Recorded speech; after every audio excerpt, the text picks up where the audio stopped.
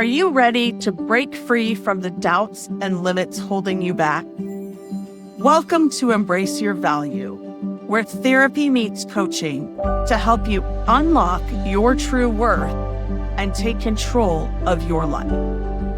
Hi, I'm Kristen, a trauma therapist dedicated to helping you heal, break old patterns, and reclaim your power.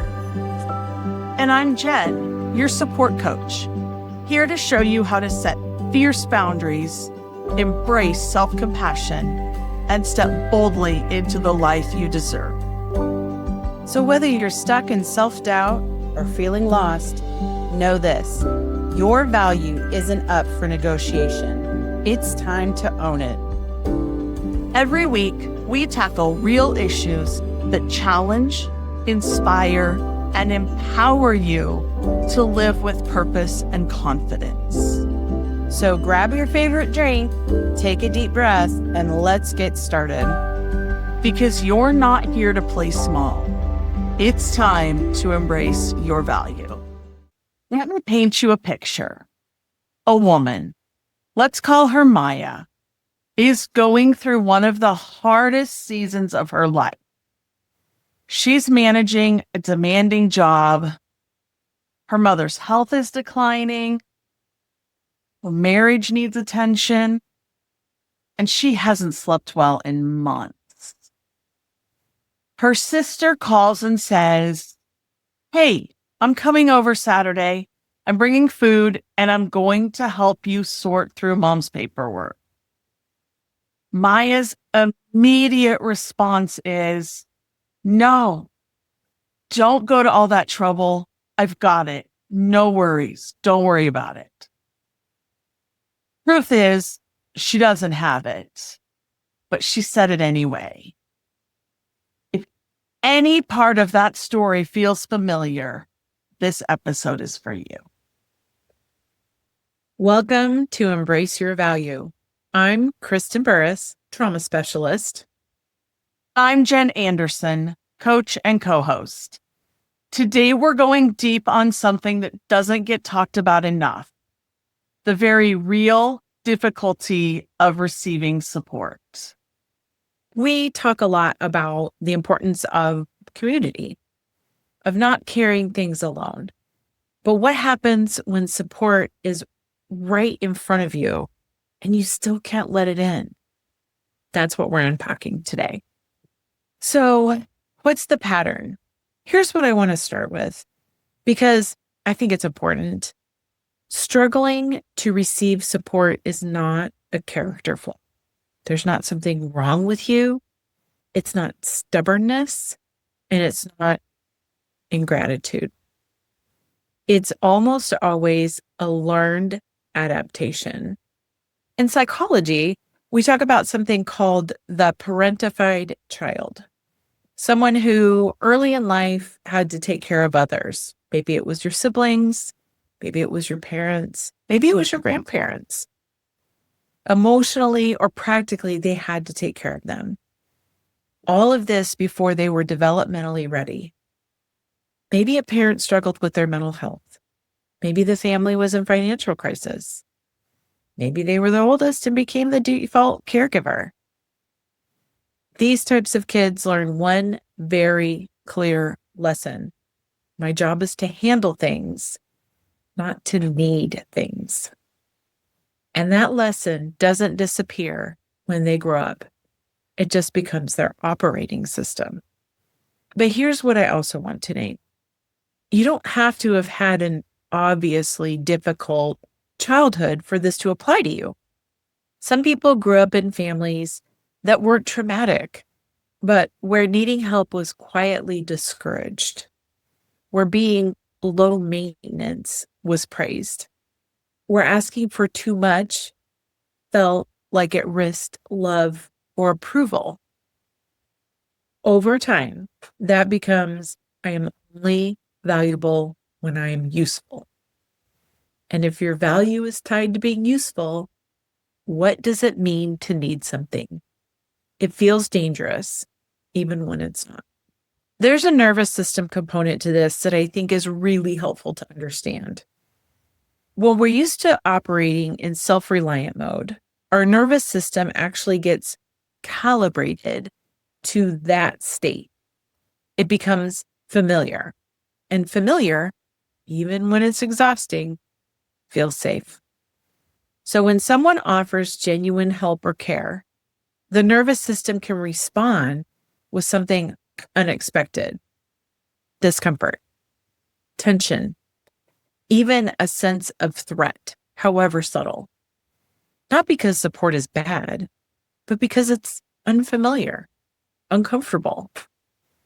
There's also something called the Fawn response. We're all familiar with fight or flight. People don't often talk about fawn or even freeze, but fawn is when we reflexively try to manage others' perceptions of us in order to stay safe. For some people, accepting help triggers fawn-like behavior. They immediately start minimizing, deflecting, saying, "Oh, no, it's not that bad. I'm okay. It's fine," like Jen was saying earlier.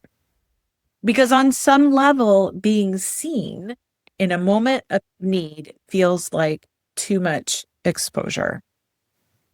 The good news: nervous systems are adaptable.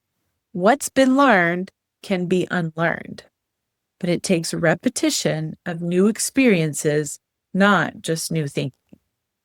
What Kristen just described, I see it play out constantly in the women that I coach. And I want to give it a name that I use with my clients: the capable woman trap. It goes like this. You become known as the dependable one, the one who figures it out, the one who doesn't fall apart. And people lean on that. They come to you, they rely on you, and there's a real sense of pride in that because it feels good to be needed. But somewhere along the way, the role hardens into an identity, and the identity starts running the show. I had a client, I'm going to keep the details vague, but she was a senior leader, a mom of 3, and she was quietly drowning. And when I asked her why she hadn't told anyone how hard things were, she said something I'll never forget. She said, "If I let people see me struggling, they'll stop trusting me. And if they stop trusting me, I don't know who I am." That is the capable woman trap in one sentence. Her self-worth had become so fused with her competence that vulnerability felt like identity collapse. And here's what I want to say to anyone in that trap right now.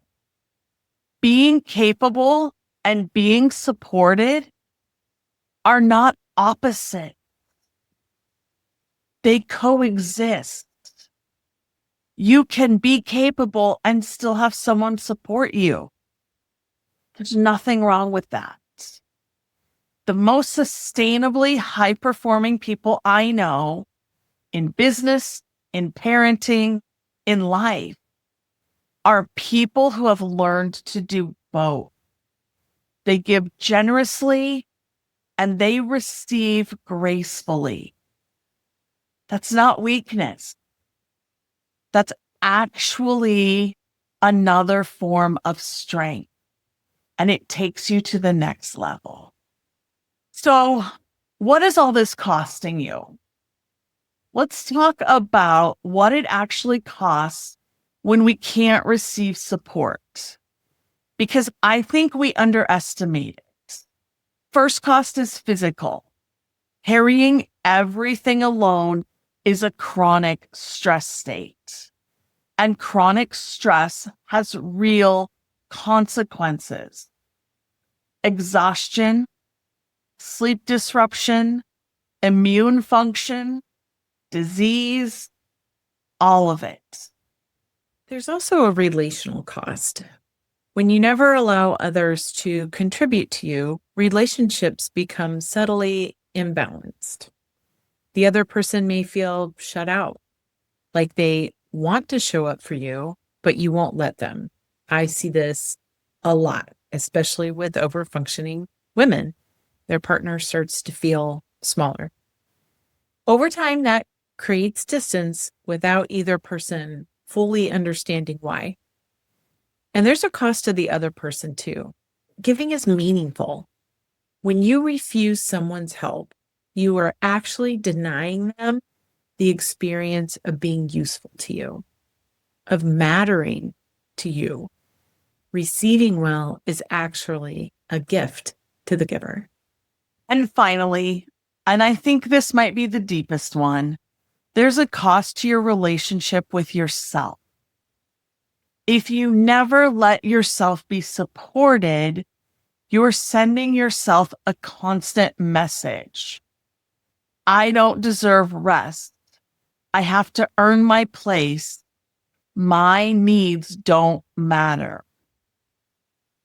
And that is an exhausting message to live with. So let's get practical, because awareness is the first step, but it's not enough on its own. Here are 3 things that you can start practicing. And I want to emphasize the word practicing, because no one's perfect right away. Because this is genuinely a skill, not a switch that you get to flip. Tool number 1, the 2-second pause. The next time someone offers you help, before you respond, take 2 full seconds. Just like we all remember it, 1 Mississippi, 2 Mississippi. That's it. Just pause. That pause interrupts the automatic deflection reflex. It gives your nervous system a moment to register, oh, something kind is being offered. You may still say no, but at least you're choosing it consciously instead of reflexively. Tool number 2, receive it, then say thank you. Try replacing, oh, you don't have to do that. No, I don't need that. With the simple thank you. That means a lot. Even if it feels awkward, even if it feels like too much, like you're too much. Notice how the other person responds and notice how you feel after. Because most people report that receiving gracefully actually feels better than deflecting. It just takes a few tries to get there. Tool number 3, start small and track it. You don't have to start by letting someone in during your hardest moment. Start tiny. Let someone hold the door. Let a colleague take the meeting notes. Let a friend bring coffee.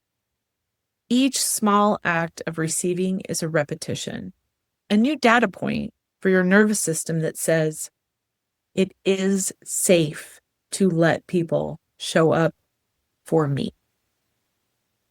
Thank you for those, Kristen. Those are great tools. And I want to add something that I think is at the heart of all of this.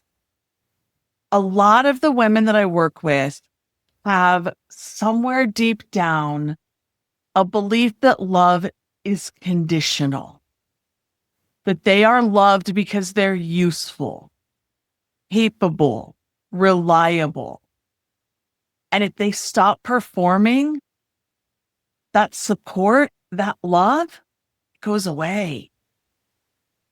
And if that belief is running, consciously or not, then receiving support without earning it first will always feel unsafe. So one of the pieces of this work is to start asking, what if I'm worthy of support just because I exist? And I know those of you listening probably don't always listen to all of our podcast episodes. You've probably not heard them all. But I know in one of the early episodes, we talked about how just breathing air, the fact that you breathe, shows your worth. And this is the same concept. So if you haven't listened to some of those earlier episodes, maybe go back and listen to those. Find those core values and really find that worth, because you really do deserve it. Ask the question again. What if I'm worthy of support just because I exist? Not because of what I do, not because I've given enough, not because I've earned it, but simply because I'm a person who matters. That might feel like a stretch right now. That's okay. You don't have to believe it fully yet, but you can start acting as if it's true and let the experience teach you and guide you forward. Absolutely. Before we close, we would like to leave you with the reflection for the week. Think back to the last time someone offered you support, big or small. Maybe it was a friend offering to listen. Maybe it was a family member trying to help. Maybe it was a stranger holding the elevator. Ask yourself, what was my first reaction? Did I let it in? Or did I immediately deflect, minimize, or decline? And if you deflected, what was the feeling underneath that? Was it discomfort? A sense of not deserving it? Fear of appearing weak? Just getting curious about that reaction. Curiosity, without judgment, is actually a really meaningful first step. 100%. And when you just said that, Kristen, and you said they held the elevator for you, that made me think almost every week at church, this happens. I encounter this. And sometimes it's me. So I'm not even saying that it's always other people, but somebody's holding the door for somebody else. And we're rushing to get to the door so they don't have to be inconvenienced any longer. And here's the thing, it's not an inconvenience. If it was, they wouldn't be holding it. I wouldn't be holding it for them. They wouldn't be holding it for me. We just assume we're inconveniencing other people. So if you're hearing this and that's really hitting you, this is exactly what we're talking about. And that's a great small first step to realize that that's it. Because that hit me. And I was like, oh, I think I do that almost every Sunday.